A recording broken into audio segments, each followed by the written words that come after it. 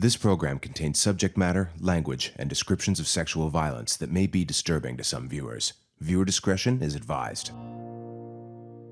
Kathy is a wonderful woman. She's outgoing, she's driven. Ooh, Katrina! We're finally here. Hi, how are you? She's charismatic and lively. You look beautiful. She's the kind of person who makes you feel like you could tackle the world. I promise not to get drunk and stupid. How's that? My name is Kathy. I'm 51 years old. I'm an alcoholic, and I'm addicted to crack. Just one glass. She said, I gotta buy a bottle because they don't sell it by the glass, Audra. So I'm drinking one for all of us. How's that? Dear God, it's gonna be a long night. I can just feel it. It'll be one of those nights where I'm looking for you everywhere. I can just feel it. I can feel it too.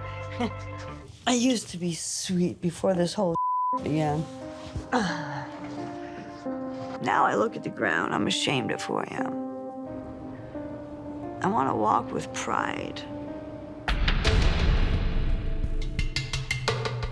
The crack is eating her teeth. The alcohol is eating her stomach. Her kidneys and her liver's constantly infected. And the doctors told her everything is just gonna shut down. My first memories of Kathy, she's always been wild. Playing outside, chasing frogs. She loved animals and insects and stuff like that. And always gets what she wants, always. She was a lot of fun to be with. Very outgoing, happy-go-lucky, great personality. I come from a family of 6 children. Audra was the youngest, so I was a little bit mean to her when she was small. At Christmas time, she would get excited because she could stuff all the Christmas light bulbs down my throat. My mother would catch me doing it, and I'm like, I didn't do that. Yeah, I love life. I always have. My father taught me that at a really early age. Dad's always been my hero.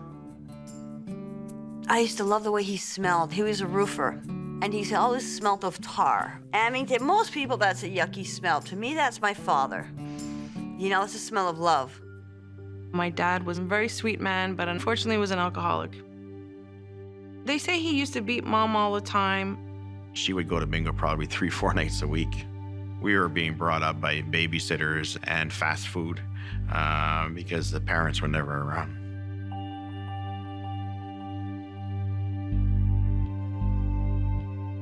It was not an easy childhood by any means.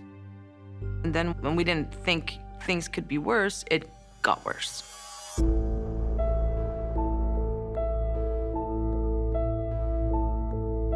This man took my sister in the room, and she was screaming at the top of her lungs that he was hurting her. She was sexually abused for a couple of years by this monster. Yeah, I told my mother. I told my father. My mom didn't believe her, so she never got any help. That changed Kathy forever. I think Kathy, from that point, really probably felt alone and thought it was her against the world.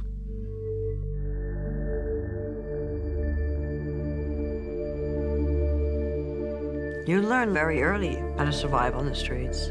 You're sleeping in abandoned buildings, anything not to go back home. You don't want to go back to that kind of abuse.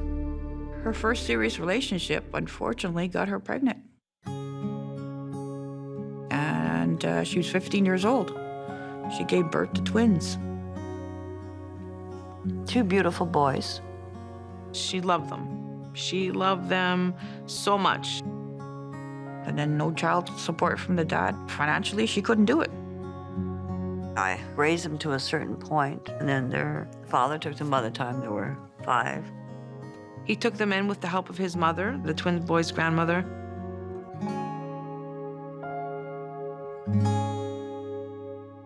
It affected her extremely.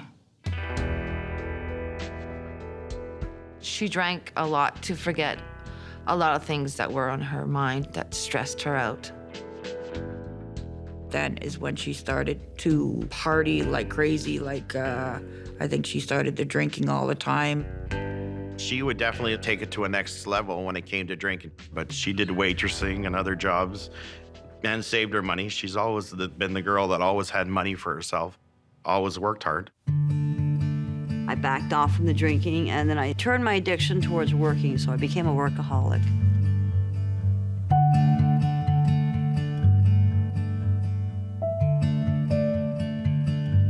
Her business was so big. She was blowing everybody else out of the water. She did very well out in Vancouver.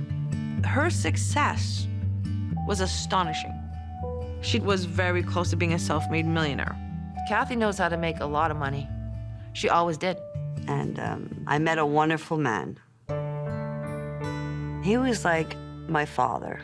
He had the same kind of love in him as my father had. She had a lot of feelings for this man. I never met him personally. He started having cancer on his tongue, and he passed away. It spread really quickly.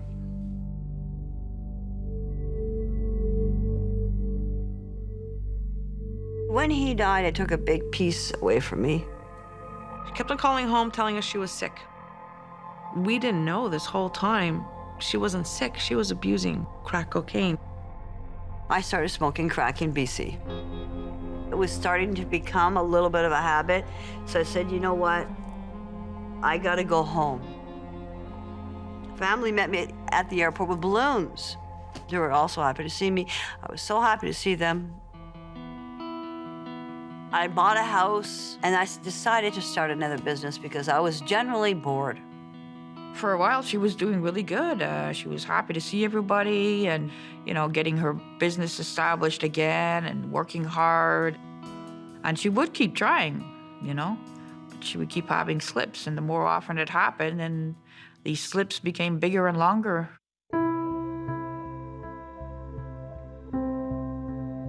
We found out on Friday afternoon that he had generalized cancer, had spread through his whole body. Dad died Monday evening. I cried so much that it hurt my brain. I never saw the whole family cry. Our hero was gone. After a little while, boom, she started binging with the drugs. And then before you know it, the bingings turned into outrageous amount of drugs. Well, I've done a lot of things in these past couple months, man. I party with people just for drugs. I have sex for drugs. My sister is a crack whore. Yeah, yeah. Okay, well, give me a couple minutes to get ready. Let me just fix my hair, and I'll call you when I'm leaving in about 5 minutes. How's that, okay? I don't know how to get out of it. I don't know how to make this snowball stop rolling. Right. Last time I did an alcohol, I got raped.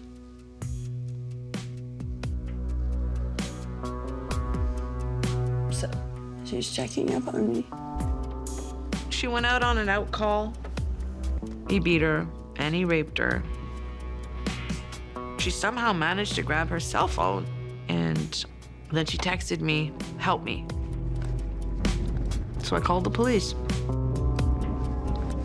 And I just kept on calling her cell repeatedly over and over and texting her like an insane woman because I wanted to know if my sister was alive.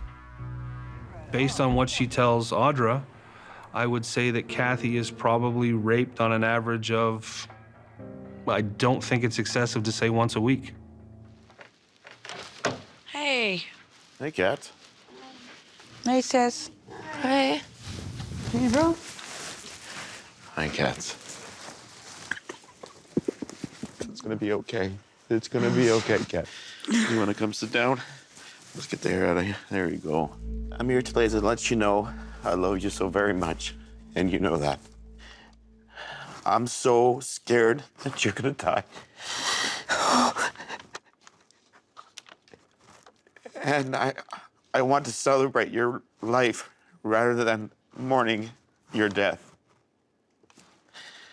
I'm here today for one reason and one reason only. I love you unconditionally.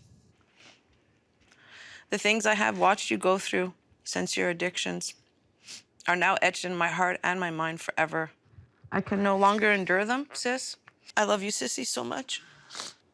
Through the Edgewood Health Network, they have a facility in Toronto called Bellwood Health Services. It's an inpatient facility. We're gonna leave today. We're on a plane. Are you willing to go?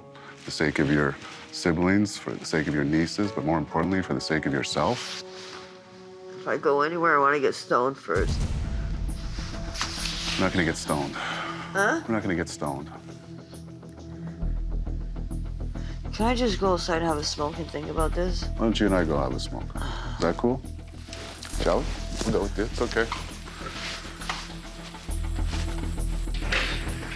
I'm not happy about this, man. I don't know if I want to get better.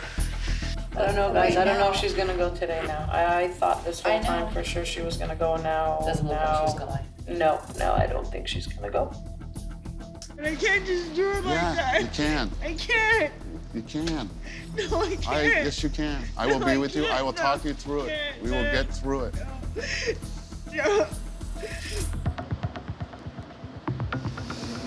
It's okay to be scared. I don't know if I can stop the crying. I know, but that's why we're not going for 2 days or detox only. We're gonna go and get long-term treatment. It's the only way to get off this stuff. The choice has to be yours, though. So, Kathy, you're willing to go?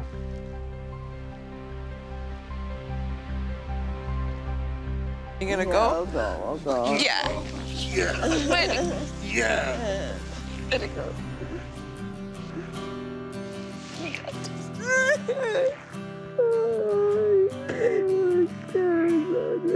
You can't. No, you can't.